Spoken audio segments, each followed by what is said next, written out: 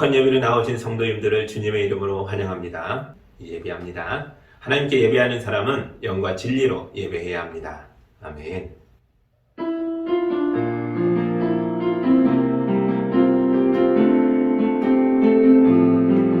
사랑의 하나님 아버지, 예배하는 우리와 함께하여 주셔서 세상의 무거운 짐에서 해방되게 하여 주시고 마음의 근심이 해결되게 하여 주시고 연약한 믿음이 소망 가운데 단단해지게 하여 주시고 오직 주님을 향한 감사와 거룩한 기쁨으로 충만해지게 하여 주옵소서.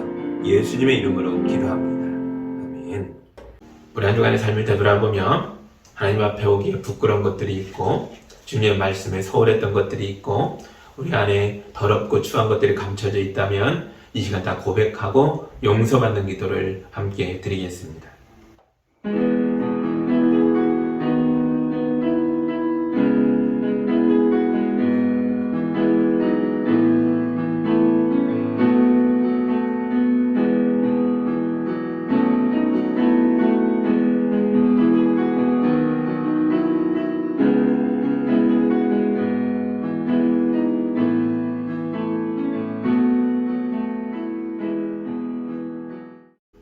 우리 주님이 주시는 용서와 치유와 화해의 말씀을 들으시기 바랍니다. 옷을 찢지 말고 마음을 찢어라. 주 너희의 하나님께로 돌아오너라. 주님께서는 은혜롭고 자비로우시며 오래 참으시며 한결같은 사랑을 늘 베푸시고 불쌍히 여기는 마음이 많으셔서 뜻을 돌이켜 재앙을 거두시로다. 아멘. 찬송가 430장 우리 함께 찬양합니다.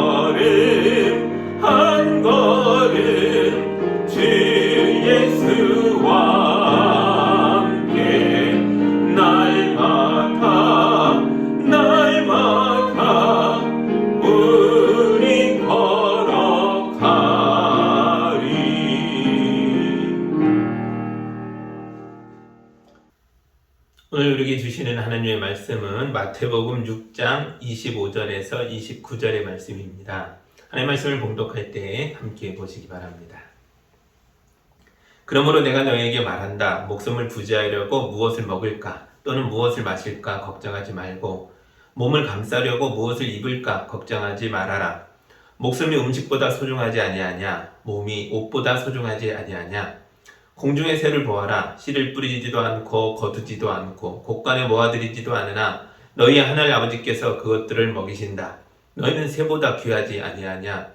너희 가운데서 누가 걱정을 해서 자기 수명을 한순간인들 늘릴 수 있겠느냐. 어찌하여 너희는 옷 걱정을 하느냐. 들의 백합하고 어떻게 자라는가 살펴보아라. 수고도 하지 않고 길쌈도 하지 않는다. 그러나 내가 너희에게 말한다. 온갖 영화로 차려입은 솔로몬도 이 꽃 하나와 같이 잘 입지는 못하였다. 아멘. 자, 기도합니다. 하나님 감사합니다. 걱정하지 말아라 말씀해 주셔서 감사합니다. 이제 이 말씀 붙들고 우리 삶을 살아나갈 때 사랑과 은혜가 충만한 사람들이 되어 담대하게 기쁨과 즐거움으로 우리의 인생길을 나아가도록 인도하여 주옵소서. 예수님의 이름으로 기도합니다. 아멘. 이번 주에 야외 예배를 준비하면서 여러 가지 걱정이 들었습니다. 장소부터가 걱정이었는데요. 우리 성도들이 모이기에 가장 좋은 곳이라고 선택했는데 우리에게 좋으면 다른 사람들에게도 좋은 곳이겠죠. 그래서 사람들이 많이 붐빌까봐 걱정입니다. 차량으로 오시는 분들도 있고 대중교통으로 오시는 분들도 있습니다. 이분들이 잘 찾아오실지도 걱정입니다.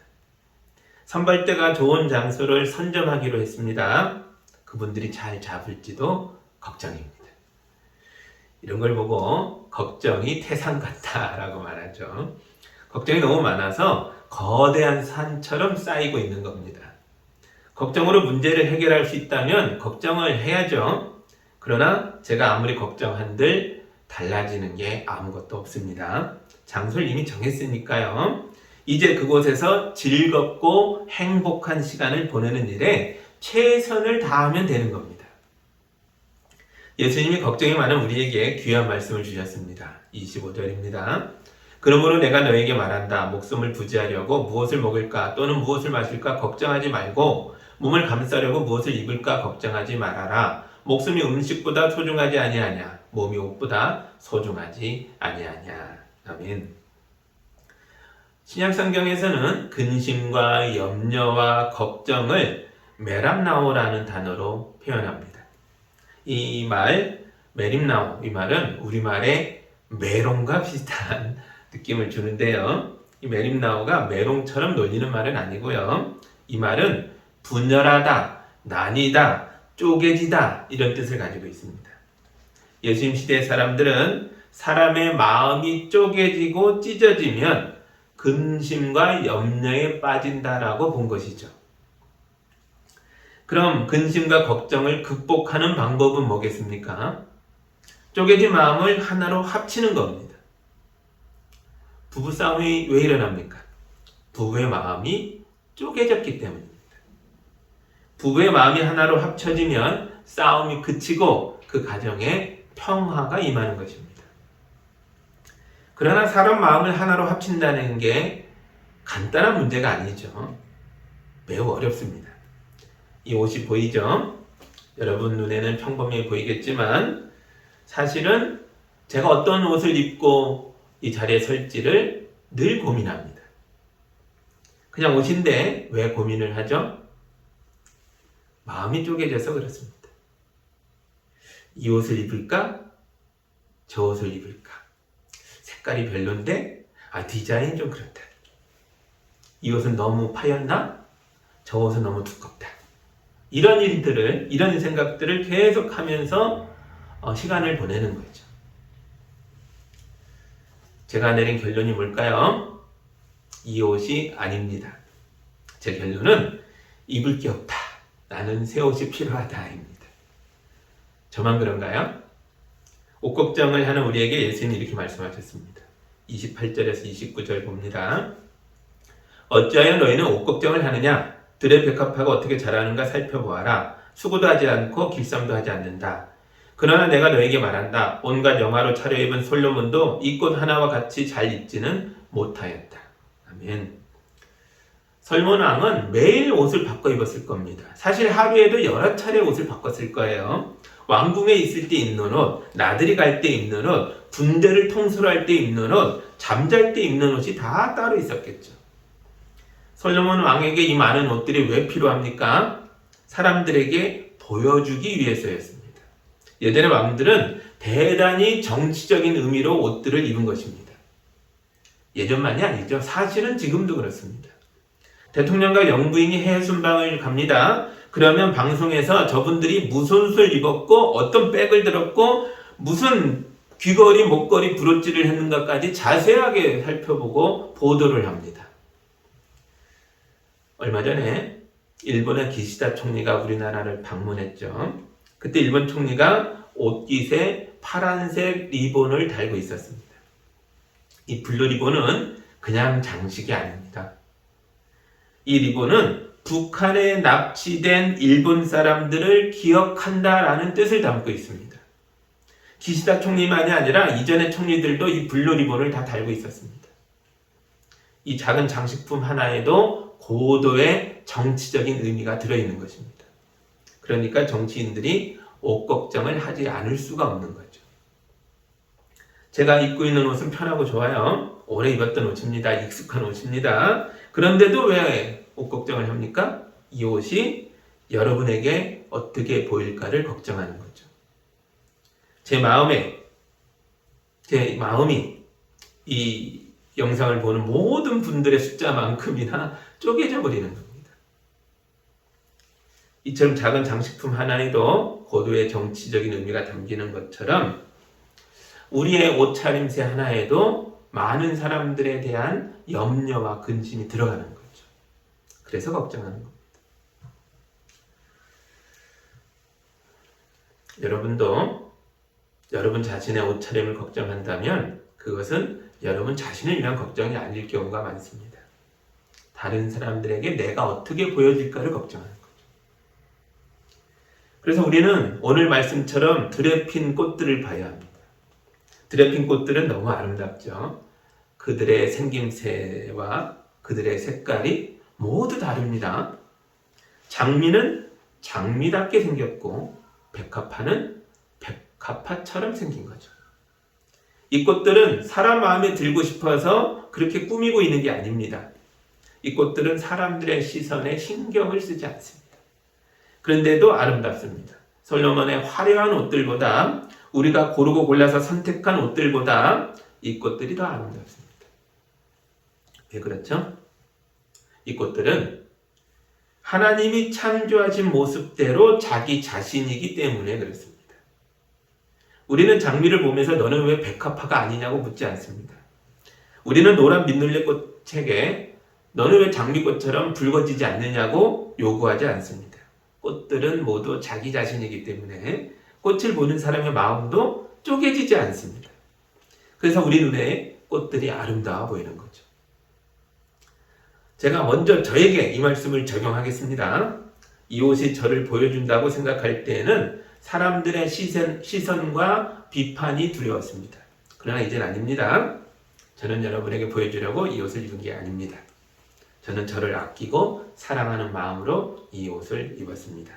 이렇게 말하고 나니까 마음이 하나로 합쳐지면서 편해지는 걸 느낍니다. 여러분도 해보시기 바랍니다.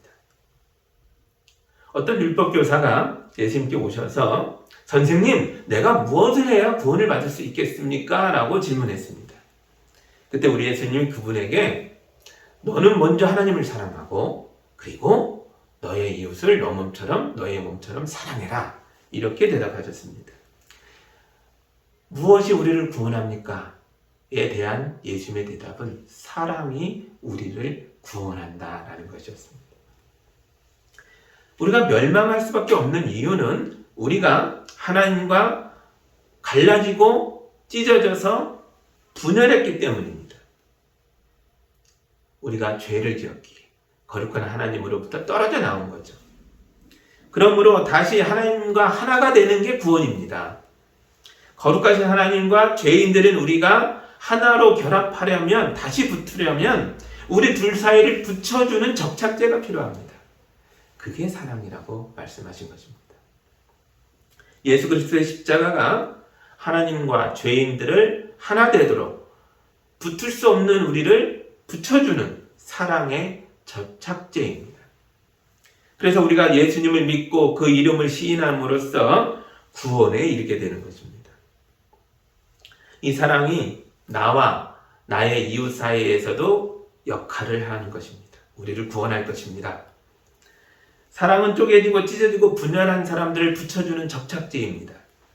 부부 싸움이 왜 칼로 물베기입니까? 부부 사이에 사랑이 있기 때문입니다. 그러나 이 사랑이 식어버리면 칼이 아니라 작은 말다툼 하나로도 갈라질 수 있는 게 또한 부부입니다. 먼저 나의 배우자를 내 인생에서 가장 가까운 이웃이라고 생각하시기 바랍니다. 그리고 예수님의 말씀처럼 내 가장 가까운 이웃을 내 몸처럼 사랑해 주시기 바랍니다. 그러면 그 사랑이 우리 가정을 구원할 것입니다. 그러나 여기서 주의할 것이 하나 있습니다. 우리는 먼저 자기 자신을 사랑할 수 있어야 합니다. 그래야 다른 사람도 사랑할 수 있습니다. 먼저 나를 사랑해야만 남도 나처럼 사랑할 수 있는 것이니까요. 이런 말씀은 우리를 힘들게 합니다. 왜냐하면 우리는 다른 사람들의 시선을 통해서 나를 규정해 왔기 때문에 그렇습니다. 남들이 보는 나, 남들이 말하는 나를 진짜 나라고 받아들이고 살았던 거죠. 대부분의 사람들은 비판하고 비평적인 시선으로 서로를 바라봅니다. 그래서 나 자신이 아닌 다른 사람이 비판한 나를 나라고 믿으면서 나를 사랑하기 어려워진 상태로 들어가 버립니다. 내 마음이 분열하는 거죠. 사람들의 시선에 민감하면 나를 사랑하기가 너무 어렵습니다. 남들에게 보여주려고 옷을 선택하는 것처럼 남들에게 보여주려고 살아가는 인생이 무슨 재미가 있겠습니까? 그런 게 아닙니다.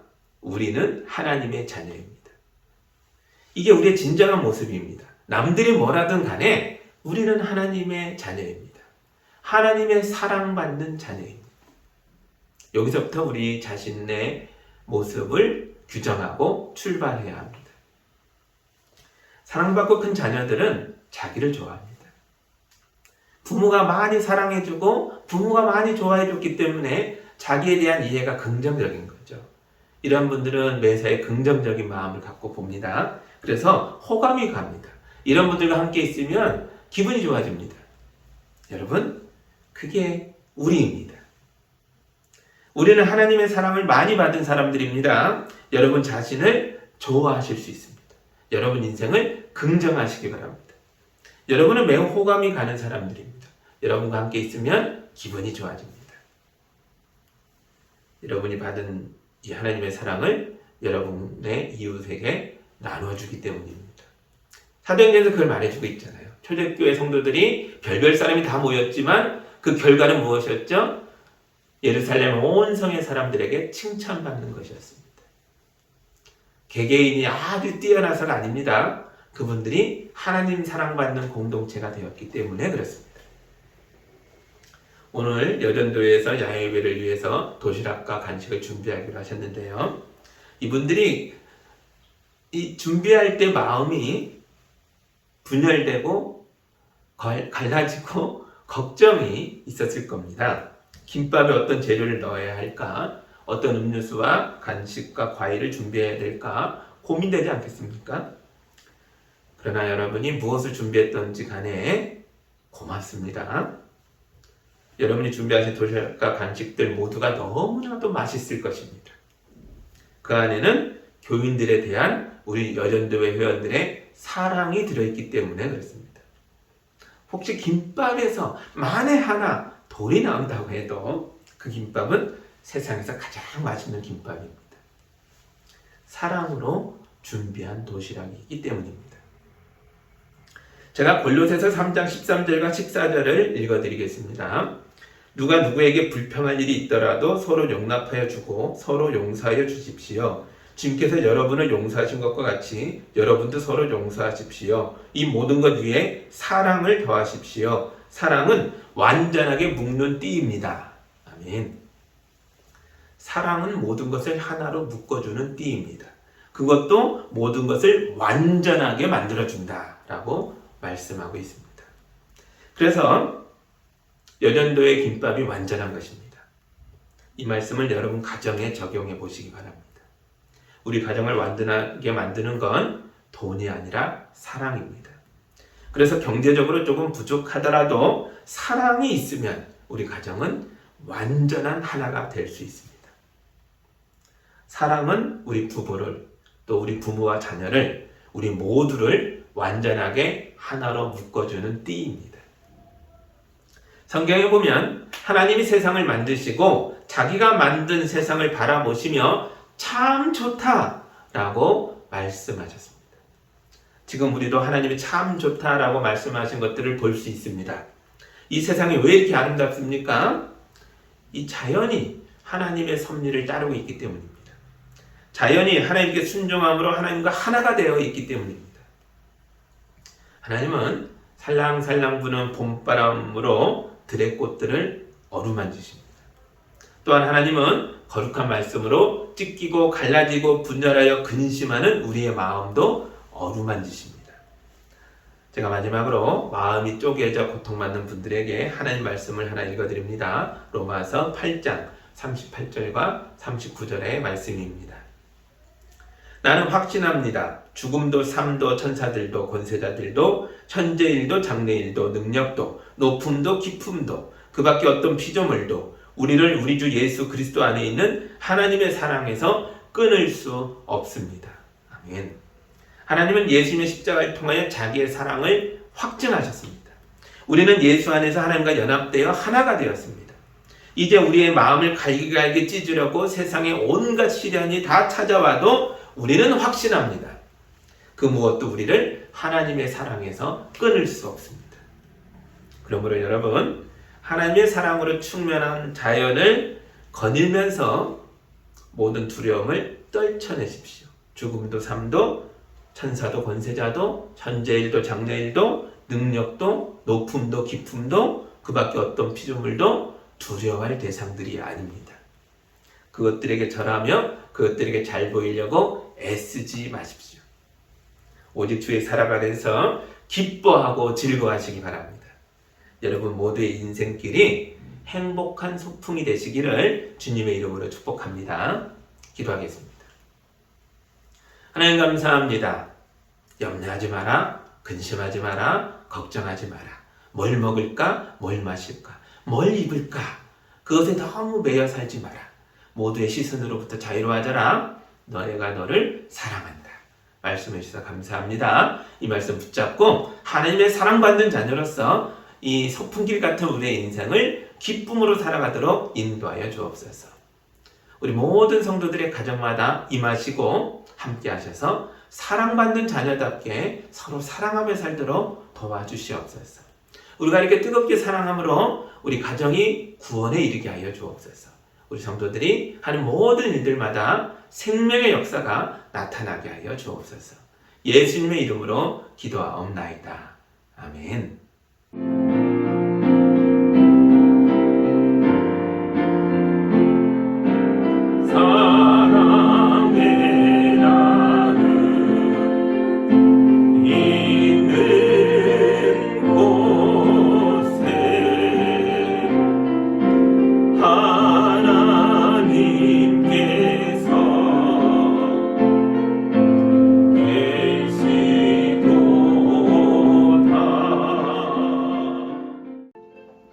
사랑의 하나님 아버지 감사합니다. 우리 성도들 험한 세상을 살지만 주님의 말씀으로 길을 열어주시고 보호하여 주시고 인도하여 주시니 감사합니다. 우리 성도들 주님의 은혜와 사랑에 감격하여 귀한 예물을 올려드렸습니다. 이 예물을 통해 영광 받아주시고 주님의 몸된 교회가 든든히 서게 하시고 주님의 사랑의 손길이 되어 이웃을 돌보는 교회 될 수 있도록 인도하여 주옵소서. 우리 성도들에게 연약함이 없도록 늘 붙들어 주시고 주님의 거룩한 손길이 임하여서 성도들을 위협하는 모든 악들을 물리쳐 주옵소서. 예수님의 이름으로 기도하옵나이다. 아멘.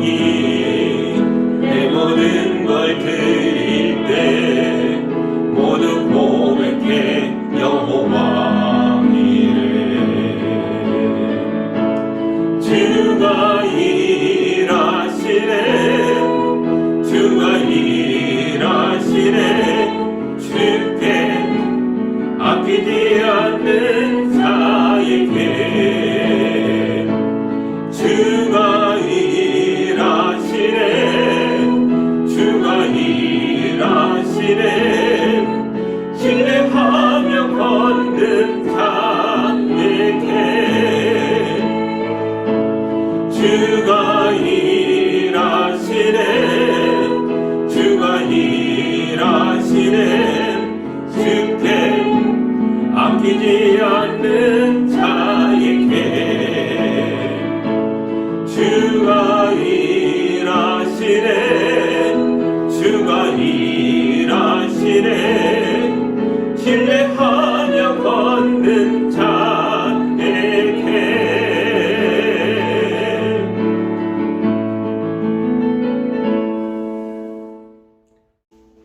이제는 우리 주 예수 그리스도의 은혜와 우리 하나님 아버지의 크고 놀라우신 사랑과 성령님의 보호하심과 함께 하심이 주님 말씀을 굳게 붙들고 삶의 어려움을 믿음으로 담대하게 헤쳐나가는 빛이 된 성도들과 가정과 삶의 터전 위에 이제로 저녁까지 함께 하기를 간절히 축원하옵나이다.